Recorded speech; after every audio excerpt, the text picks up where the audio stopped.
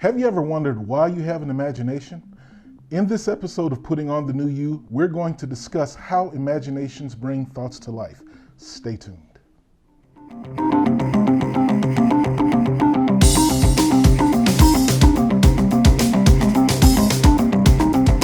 Well, hey everybody, Melvin Nix back with you again. Thank you so much for tuning in to Putting on the New You. And I hope you've been really learning and putting into practice some of the things that we've been talking about. So as we get into the next lesson, please keep in mind the things that we've learned so far, because I'm building concept upon concept and sharing information. Every lesson is designed to take you from one step to the next step in effort to help you to move forward with your progress and putting on the new you. So once again, thank you so much for tuning in. And if you have not had the opportunity to go to our YouTube channel, please go there, check out the videos that are there. And while you're there, hit the subscribe button, go to our Facebook page as well as our Instagram page. You'll find some good information that's been designed to help you out throughout the process of putting on your best self. So please avail yourself to those resources. And I look forward to putting more information out there that's going to really be of aid and to assist you with your growth and achieving your goals. Now, let's get into the next lesson. In our last episode, we were talking about thoughts. Remember how I shared with you your brain is like a camera, and I had a lens there, and I was showing how that, like a camera lens, our eyes take in information, and our brain records that and stores that information in our subconscious mind. When that information has been stored, if we recall that snapshot in our minds, our bodies will bring about emotions that will rekindle that experience. And because the brain doesn't really understand if we are having that experience right now, or if that's a past experience, our body really recreates the situation, and it allows us to re-experience it all over again. That's the importance of when you have situations in the past, you don't really want to reflect on them too much unless they're very good, because every time you have a past memory, if it's something bad, your body goes into a situation to where you rekindle all of those bad emotions, and that puts you in a state of worry, puts you in a state of fear, and it's really not good for you. So I highly encourage you. We all have a tendency to do this, including myself, but as we grow and as we evolve, you're going to learn that the only time you want to consider the past is to think about something that was really good for you, or a memory that you really shared with a loved one that brings back good feelings. Now, as we talk about thoughts, let's get into the imagination. I have here one of my favorite movies, right? It's on a Blu-ray disc. Now, this disc has the ability to store a 3-hour movie, right? In this movie, we have scenes of action and explosions and really cool visual effects and things of that nature. And I can't tell you what this movie is. I can only show you the disc, right? But for illustration purposes, let's think of this disc as your favorite movie. Every time you put this Blu-ray into a Blu-ray player, guess what it does? It recalls that movie. Not only does it bring the movie back up, I have access to special features. I can go and rewind or fast forward that movie as many times as I like to. And as long as the disc isn't broken, I can play this movie anytime I want to. Isn't that amazing? Now think about this. Your brain has the capacity, like this disc, to store information and to recall that information in real time. You may be asking, how do you do that? I like to submit to you that the way in which the brain, like this movie on this Blu-ray, records and stores information in the subconscious mind, it utilizes your imagination. Now, what is the imagination? Is it something that, I hear some people say, well, I can't imagine anything, right? Or I have a terrible imagination. I beg to differ. Close your eyes for a moment. Now, I want you to think about the last time that you had your favorite meal. Now, as you're thinking about that meal, I want you to recall where you were when you had that meal. If it was at your favorite restaurant, think about where you were. Think about if there was music in the environment, right? If the server was really nice, if you were there with your loved one, somebody that was really special to you, really take time and bring that memory back up for me, if you don't mind. Now, imagine a waiter sitting that meal in front of you. What does it smell like?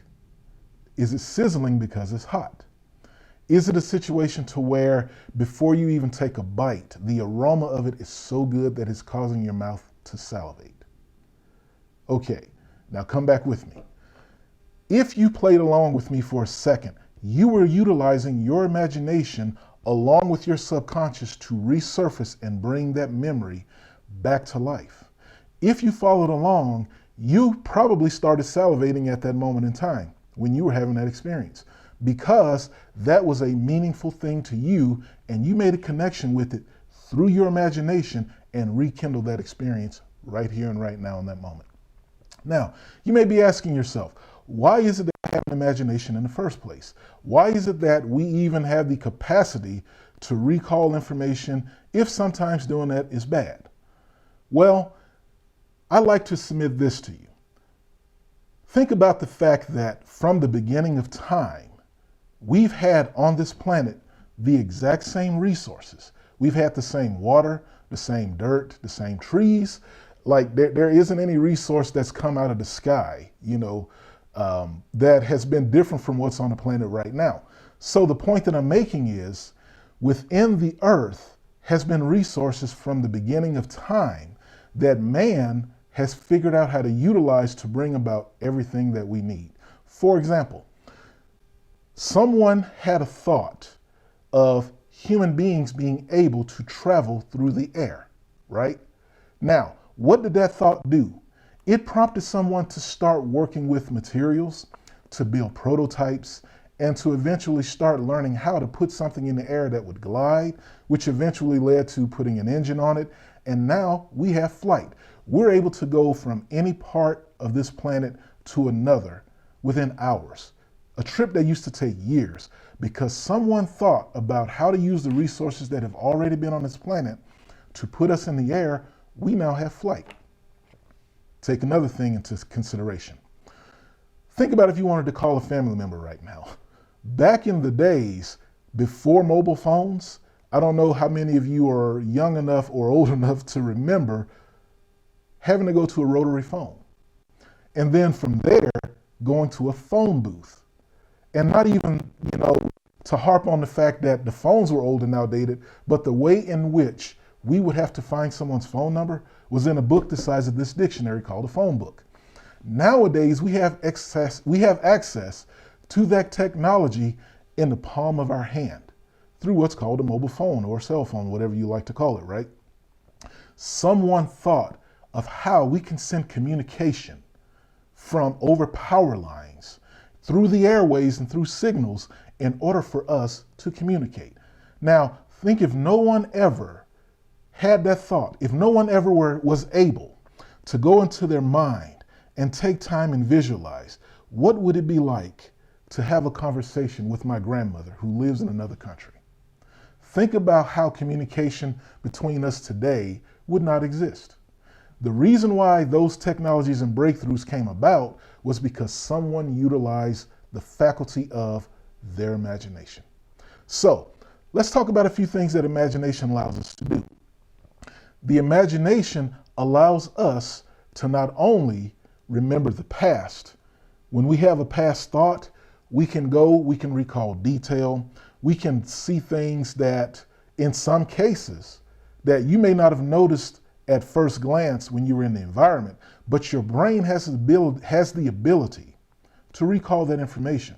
And you can remember things that you probably didn't notice when you were having that experience, right? So not only can we recall information from the past, but we're also able to envision and take foresight into our minds and see something that does not even exist right now today. Now, the importance of that is, think about what we have the capacity to create if only we would utilize our imagination. Isn't that powerful? Think about if you were to just have a desire or a thought of something in which you wanted to bring about into the world that is not here at this present time. Your imagination allows you to go out into the future, begin seeing information and picking up details and arranging things all within your mind. And then you can come back from that imagination, start sketching things out on paper, working with computer software, and build things that do not exist. I don't know about you, but I think that is completely and utterly amazing. So, what I want to encourage you to do is to begin utilizing your imagination to envision what your new you looks like. Take time to think about right now, today, in your life, things that you want to change, situations that you want to experience, people that you want in your life as mentors or teachers or even friends, situations you may want with your children, whatever it may be, whatever that means to you. Take moments and take a minute to sit down, close your eyes, think about what that looks like. Allow yourself to feel what it may feel like to have that experience. Imagine yourself in your mind's eye to see details, to see things that really brings that experience to life for you. Now, if you will do that, I guarantee in a short amount of time, you'll begin seeing how in your life, in your day-to-day, things that you need to do or opportunities that exist that you can connect with the thing you just imagined. Now, the reason why that's so important is because we have the ability to make this life however we choose to make it. Oftentimes, we don't make a decision or make a choice in order to change or to evolve. And a lot of times it's because we get stuck in the past. We get stuck in our mind's eye, remembering and revisiting past situations, rather than taking the faculty of this wonderful imagination that we have, going out into the future and experiencing what we'd actually like to experience and bringing that into our present day reality. So, take some time. Think about what you like to have in your life. Think about anything you would like to experience. Begin to work with your imagination, just like this Blu-ray disc. Store that information, allow your brain and your subconscious mind to process and work with that information so that as you go about your day, you can recall that, you can re-envision those situations, and I guarantee before long, you will begin to see those things pop up in your life. Now, we're going to get into a little bit more of how to work with the imagination in our next episode, so please do what I've just suggested today, and I look forward to talking to you again next week. My name is Melvin Nix. Thank you so much for tuning in to Putting on the New You. Please go to our YouTube channel and check out our social media platforms via Facebook and Instagram, and I look forward to the next lesson. Have a great day.